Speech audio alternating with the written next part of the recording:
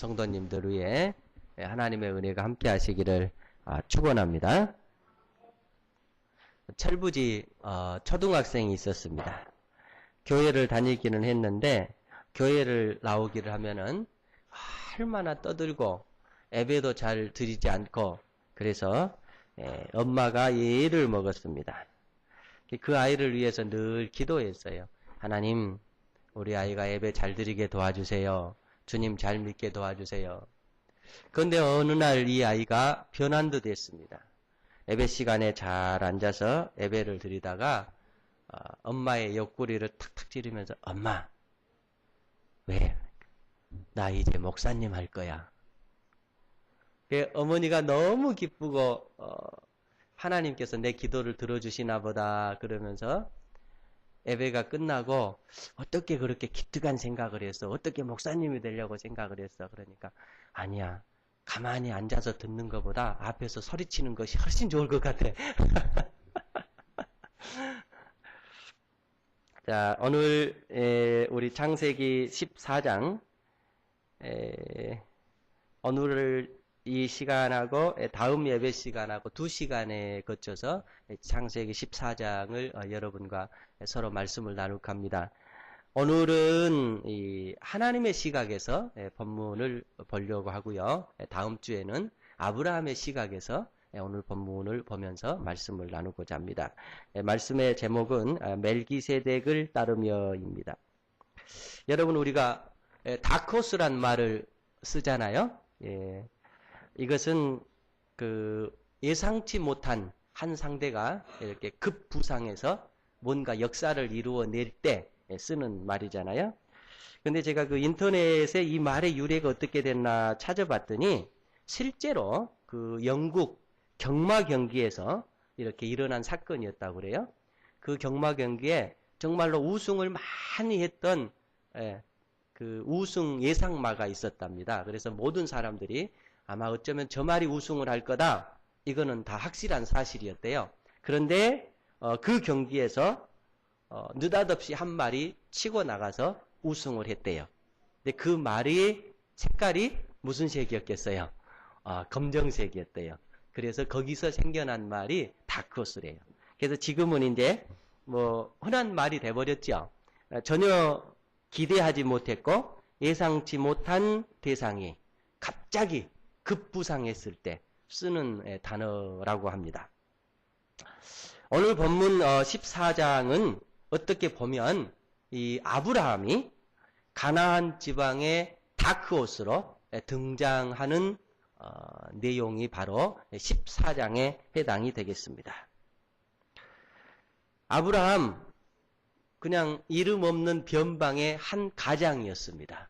그런데 아브라함이 족장이 되었고 오늘 본문 끝에 보면 어쩌면 왕과 한 나라의 왕과 같이 어깨를 겨눌 수 있는 그런 위치에 놓여진 아브라함으로 부각이 되고 있습니다.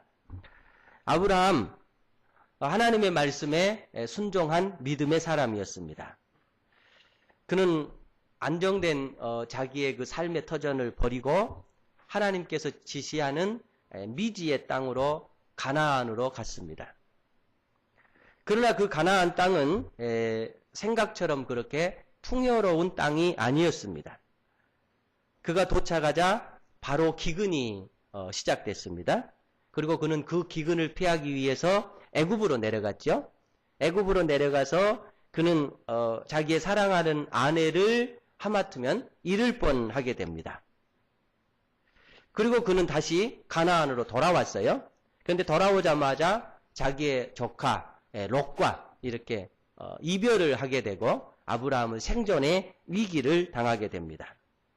그리고 이제 열심히 살아서 얼마의 시간이 흐른 다음에 자기 조카 롯이 전쟁에 휩싸여서 포로가 돼버립니다. 그리고 아브라함은 그 조카 롯을 구하기 위해서 자기의 목숨을 담보로 하는 전쟁에 참여하게 됩니다. 그리고 그 전쟁으로 말미암아서 전혀 예상치 못한 이렇게 대승을 거두게 됩니다. 그리고 다크호스처럼 가나안 땅에 아브라함의 이름이 이제 나오게 되는 것입니다. 전쟁에서 돌아올 때에 그 지역의 한 축이었던 소돔 왕의 영접을 받게 되었고, 그리스도의 예표라고 할 수 있는 멜기세덱의 영접과 복을 받게 됩니다. 그래서 이 창세기 14장은 지금 창세기가 우리에게 말씀하려고 하는 것은 하나님의 은혜로 변방의 한 가장에 불과했던 아브라함이 하나님의 도움을 받고 하나님의 역사 가운데 하나님의 은혜 가운데 성장을 해서 족장이 되었고 이제 족장을 뛰어넘어서 이 가나안 지역에서 중심가는 세력이 됐다라고 하는 것을 우리에게 보여주고 있습니다. 오늘 이 말씀을 중심으로 해서 세 가지를 여러분과 같이 생각을 하겠습니다. 하나는 이 약속의 땅 가나안, 하나님께서 젖과 꿀이 흐르는 땅이라고 그랬죠? 근데 사실은 그렇게 젖과 꿀이 흐르는 땅이 아니라 그 땅에 전쟁이 자꾸 일어났던 땅입니다. 오늘 1절, 2절 우리 같이 한번 읽어보시겠습니다. 14장 1절, 2절입니다. 같이 읽으십시다. 당시에 시나랑 아므라벨과 엘라살 왕 아리옥과 엘람왕 그돌라오멜과 고임왕 디달이 소돔왕 베라와 고모라왕 바르사와 아드마왕 시납과 스보임왕 세메벨과 벨라 곧 소알왕과 싸우니라. 네, 우리가 발음하기가 꽤 어려운 지역과 왕의 이름들이 나오죠. 간단히 정리하면 이런 거예요. 기존에 그 가나안 지방의 중심을 잡고 있던 네 왕이 있었습니다. 그 왕이 시날 왕 아므라벨, 엘라살 왕 아리옥, 엘람 왕 구돌라오멜, 고임 왕 디달. 이 네 왕이 가나안을 이렇게 중심을 잡고 있었어요. 이들이 중심 세력입니다. 그리고 반란을 일으켰던 5 왕이 나오고 있어요. 소돔 왕 베라, 고모라 왕 비르사, 아드마 왕 시납, 스보임 왕 세메벨, 소알 왕 벨라. 전쟁의 이유는 지금 이 5 왕이 4 왕을 섬기는 거예요. 그러니까 지역의 5 부족 국가가 그 고돌라오멜을 중심으로 한 4 부족 국가를 섬기는 겁니다. 조공을 바치고 있어요. 4절에 보면 그렇게 나와 있죠. 12년 동안 이 5 부족 국가가 4 부족 국가에 조공을 바치면서 이렇게 그 아래 이 생활을 했었는데 13년에 이 5 왕이 반역을 일으킵니다. 이제 조공 못 바치겠다. 예. 그래서 4 왕이 가만히 있을 리가 없죠. 1년 동안 전쟁 준비를 합니다. 그리고 그 주위의 부족들을 다 부수고 이제 이 5 왕과 정면 대결을 하게 됩니다. 그러니까 기존의 4 왕이 반역을 일으켰던 5 부족 국가와 이제 맞서서 전쟁을 벌이는 거죠. 문제는 조공을 안 바치는 것 때문에 그렇게 된 거죠. 그러니까 이것은 지금 아브라함이 살고 있는 이 가나안 땅이 모든 것이 풍요로운 젖과 꿀이 흐르는 땅이 아니라는 거예요. 평화의 땅도 아니라고 하는 것입니다. 모든 것이 안비되었던 그런 곳이 아니라 부족함의 땅, 결핍의 땅, 분쟁의 땅, 싸움의 땅이었다고 하는 것을 우리에게 밝혀주고 있습니다. 곧 이 말씀은 오늘 우리에게는 어떻게 적용되냐면은 하나님의 약속이라고 하는 것, 하나님의 믿음을 가지고 살아가는 성도들은 때로는 부족, 결핍, 분쟁, 싸움터에 있다라는 거예요. 고통과 또 시련과 가시밭길을 통과하면서 하나님의 약속은 이루어지고 하나님의 자녀는 성장해 간다고 하는 것입니다. 그곳에 하나님께서 아브라함을 갖다 둔 거예요. 하나님께서 그 분쟁의 장소에 아브라함을 심어 놓은 것입니다. 그러니까 아브라함에게 있어서는 이것이 자신의 광야입니다. 이 광야를 통과하면서 아브라함은 하나님만 바라볼 수밖에 없었고 하나님만 의지할 수밖에 없었고 하나님 앞에 늘 기도하는 삶을 살 수밖에 없었던 것입니다. 그러는 가운데 자기도 모르게 강해지고 자기도 모르게 튼튼해지고 부강한 족장으로 거듭나게 되는 것입니다. 그 어려움의 땅에서 아브라함은 살아남기 위해서 하나님을 의지할 수밖에 없었던 거예요. 하나님 앞에 기도할 수밖에 없었던 거예요. 하나님의 인도를 받을 수밖에 없었던 거예요. 그러는 가운데 자기도 모르게 강하게 되었고 튼튼하게 되었고 부강한 족장으로 거듭나게 되었던 것입니다. 그런데 그가 이제 족장으로 거듭납니다. 그런데 족장에게 결론맞는 또 하나의 시련이 그에게 찾아오고 있습니다. 그것이 뭐냐면은 조카 때문에 휘말렸던 전쟁입니다. 여러분, 전쟁은 아시잖아요? 생명을 담보로 하는 싸움이잖아요? 죽느냐 사느냐예요. 그래서 14절부터 16절 이하에 보면 아브라함이 그의 조카가 사로잡혔음을 듣고 집에서 길리고 훈련된 자 318명을 거느리고 단까지 쫓아가서 그와 그의 가신들을 나누어 밤에 그들을 쳐부수고 다메섹 왼편 호박까지 쫓아가 모든 빼앗겼던 재물과 자기의 조카 롯과 그의 재물과 또 부녀와 친척을 다 찾아왔더라. 이렇게 성경은 기록하고 있습니다. 아브라함이 싸웠던 전쟁의 상대는 전자에도 말씀드렸습니다마는 오랜 기간 동안 이 가나안의 중심을 이루고 있던 네 연합군입니다. 네 부족의 연합군이란 말이에요. 그런데 이겨보려고 일으켰던 그 5 반역 부족도 지금 네 연합군에게 패했습니다. 그러니까 이 가나안의 이 네 부족 연합을 이길 나라는 없었던 거예요. 그런데 그 네 연합군을 상대로 지금 아브라함이 전쟁에 나가서 전쟁을 해야만 할 수밖에 없는 그런 상황에 처해 있습니다. 어떻게 보면 이것은 정말로 다윗과 골리앗 같은 싸움입니다. 네 연합군 12년, 13년, 14년 동안 이 네 연합군을 이길 수 있는 다른 부족이 없었단 말이에요. 5 왕이 일어나서 싸워봤지만 바로 패했습니다. 그런데 그 연합군을 상대로 지금 아브라함이 싸워야만 했던 것입니다. 그러니까 변방에 이름 없던 한 집단에 불과했던 아브라함이 네 연합군과 싸운다라고 하는 것은 정말로 다윗과 골리앗 같은 싸움이 될 수밖에 없습니다. 그런데 성경에 보면 집에서 길리고 훈련된 자 318명을 거느리고 밤에 그들을 쳐부시고, 그러니까 여기를 성경 주석가들은 이렇게 주석을 해놨어요.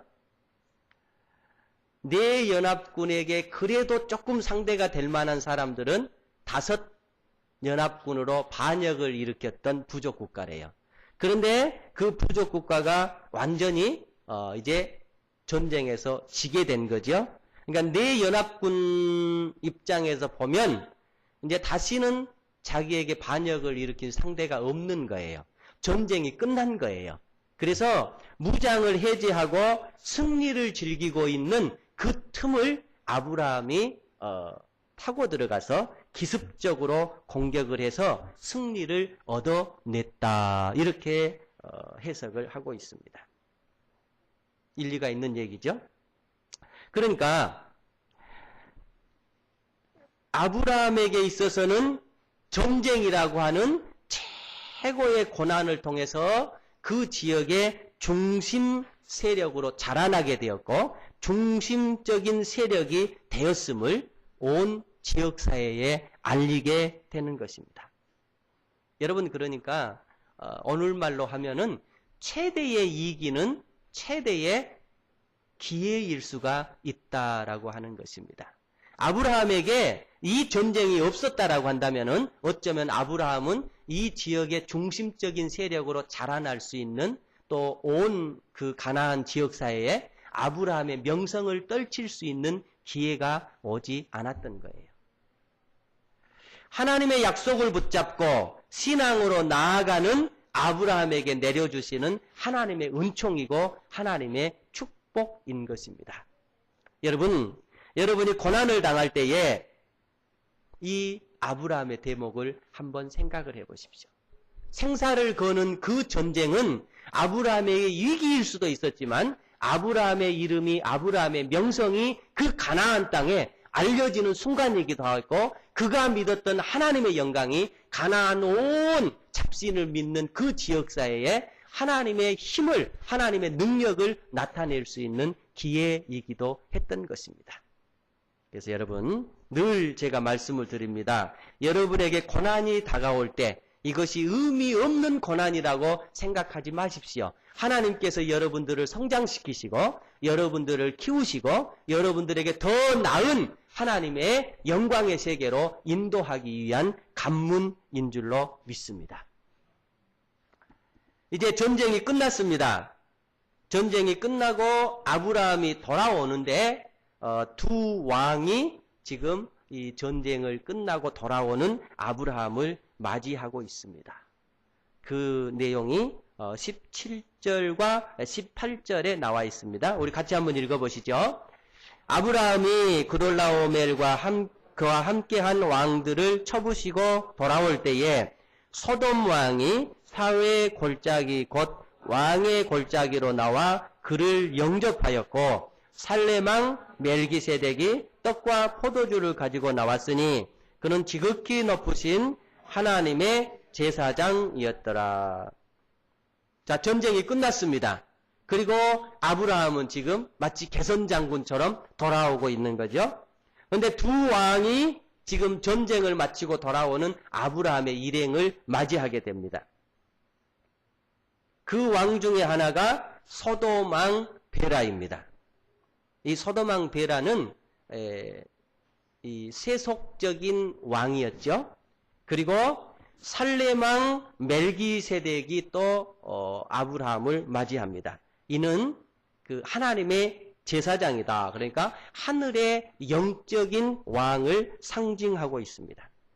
그러니까 세속적을 대표하는 소돔 왕이 아브라함을 맡고 있고 하늘의 영을 대표하는 멜기세덱이라고 하는 살렘의 왕이 지금 아브라함을 맞이하고 있습니다. 곧 이것은 아브라함이 가나안에서 영적으로 봤을 때나 육적으로 봤을 때나 중추적인 인물이 이미 되었다라고 하는 것을 인정해주는 마치 그 인정 예식과 같은 것입니다. 아브라함은 생사를 거는 전쟁을 치렀습니다. 이렇게까지 자기에게 영광이 사실은 올 줄을 몰랐을 것입니다. 어쩌면 자기 조카 한 사람 구해내면 되겠다 이런 자세를 가지고 그는 전쟁에 참여를 했지만 하나님은 약속을 믿고 나아가는 아브라함에게 이런 영광과 이런 기회를 다시 제공해주고 있는 것입니다. 그러니까 최대의 위기였던 아브라함은 자기의 생에 있어서 몇 번 오지 않는 최고의 기회를 맞고 있었던 것입니다. 이제 아브라함은 두 왕이 다가왔을 때 보면은요, 소돔 왕이 물질적인 호의를 베풉니다.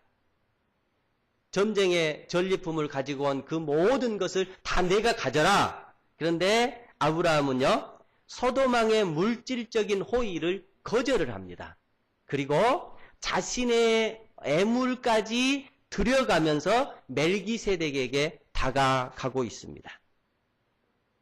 21절 이하에 보면 그렇게 나와 있어요. 소돔 왕이 아브라함에게 이르되 사람은 내게 보내고 물건은 네가 가져라. 그러니까 아브라함이 뭐라고 얘기하냐면은 아브라함이 소돔 왕에게 이르되 천지의 주제이시여 지극히 높으신 하나님 여호와께 내가 손을 들어 맹세하노니 내가 손을 들고 맹세하건대 내 말이 그러니까 소돔 왕에게 하는 말이죠. 아브라함으로 치부하게 하였다 할까 하여 내게 속한 것은 실 한 오락이나 들매 끈 한 가닥도 내가 가지지 아니하리라. 그리고 전쟁에 참여했던 우리 일행이 또 썼던 그것만 제외하고 나머지는 내가 하나도 갖지 않겠다. 그러니까 물질을 들고 호의적으로 다가오는 소돔왕은 노한 거예요. 그런가 하면 자기의 11조를 지금 멜기세덱에게 드리면서 자기의 재물을 지금 드리면서 멜기세덱에게 다가가고 있습니다. 이것이 아브라함의 인생관이었어요. 사실 우리 현대인들은 그러잖아요. 내게 유익이 된다라고 한다면은 그냥 아무 생각 없이 다가가잖아요. 그리고 내게 정말로 유익이 되는데 피상적으로 안 되는 것 같으니까 그것을 외면하고 돌아설 때가 참 많이 있지 않습니까? 그러니까 오늘말로 하면은요, 물질로 다가오는 소돔왕을 거절을 한 거예요. 그리고 영으로 다가오는 살렘왕을 아브라함은 맞이하게 된 것입니다. 이게 지금 아브라함이 잘되게 되는 그 비결이 여기에 들어 있습니다. 여러분, 우리가 매일매일 살아가면서 이럴 때가 참 많이 있습니다. 우리가 세상적으로 풍요를 누리는 길을 택할 거냐, 아니면 영적으로 풍요를 누리는 길을 택할 거냐. 그러면은 우리는 세상적으로 풍요를 누리는 길이 좋은 것처럼 느껴지잖아요. 그런데 그것은 결국 하나님 앞에 잘 안 되는 길이라는 거예요. 아브라함은 그것을 알기 때문에 영적으로 풍요를 누리면 그 속에 영적인 풍요뿐만이 아니라 세상에 필요한 모든 것이 있다라고 하는 것을 아브라함은 알아서 그에게 다가가고 있는 것입니다. 소돔왕의 물질적인 호의를 거절한 아브라함, 반대로 자기의 물질을 드리면서 영적으로 은총을 누리기 위해서 멜기세덱에게 다가간 아브라함, 오늘 우리 현대인들에게 굉장한 것을 시사해주고 있습니다. 그럼 멜기세덱은 누구일까? 누구이기 때문에 아브라함은 지금 멜기세덱에게 다가가고 있는 것일까? 사실 멜기세덱은 참 신비로운 인물입니다.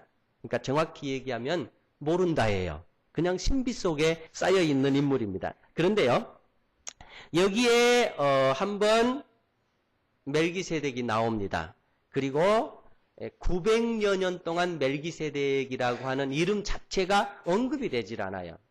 그러다가 시편 110편에 보면 다윗 왕을 가르쳐서 너는 멜기세덱을 따르는 영원한 제사장이다, 이렇게 언급을 하고 있습니다. 그리고 또 몇백 년 동안, 뭐 몇천 년이겠죠, 언급이 없다가 히브리서 5장과 7장에서 보면은 예수님을 멜기세덱을 따른 영원한 제사장이다, 이렇게 언급합니다. 그러니까 서너 번밖에 언급이 되어 있질 않아요. 그래서 보통 성경학자들은 공통적으로 그렇게 얘기를 합니다. 멜기세덱은 예수 그리스도를 예표하는 상징적인 인물이다, 이 정도입니다. 그러니까 이제 바꿔 해석을 보면 아브라함은 물질적 호의를 가지고 다가오는 세상적인 왕 소돔왕을 멀리했고, 자신의 신앙적 감사로서 11조를 들어가며 하늘의 왕 그리스도를 쫓고 있는 모습을 우리에게 보여주고 있는 것입니다. 결국 신앙생활이라고 하는 것은 그런 겁니다. 피상적으로 내게 유익이 될 것 같은 세상을 쫓는 것이 아니라 정말로 내용면에서 내게 유익을 주는 하늘의 하나님을 따라가는 그 길, 그것이 우리에게 신앙의 길이라고 하는 것을 아브라함은 보여주고 있습니다. 결론은 하나님의 인도를 받고 고난과 역경과 전쟁을 통해서 그 지역 가나안에서 중심이 되었던 아브라함의 성장기를 오늘 14장은 보여주고 있습니다. 고난과 역경과 전쟁이 있었지만 아브라함은 한결같이 하나님을 따랐고 하나님을 의지했고 하나님과 동행했습니다. 그래서 물질로 다가오는 소도망을 거절하고 자신의 물질을 들어가면서 멜기세덱의 반차를, 멜기세덱의 길을 따르고 있습니다. 여러분, 우리의 삶이 늘 아브라함과 같이 이런 상황에 놓여져 있습니다. 이럴 때마다 소돔왕을 멀리했던 아브라함, 그리고 살레망 멜기세덱을 쫓았던 아브라함, 이 길이 바로 여러분의 길이 될 수 있기를 축원합니다. 우리의 길이 될 수 있기를 축원합니다. 그러면 그 다음은 하나님께서 여러분 한 사람 한 사람, 제 한 사람 한 사람을 인생의 정말로 다크호스로 만들어 줄 줄로 믿습니다. 기도드리십시다.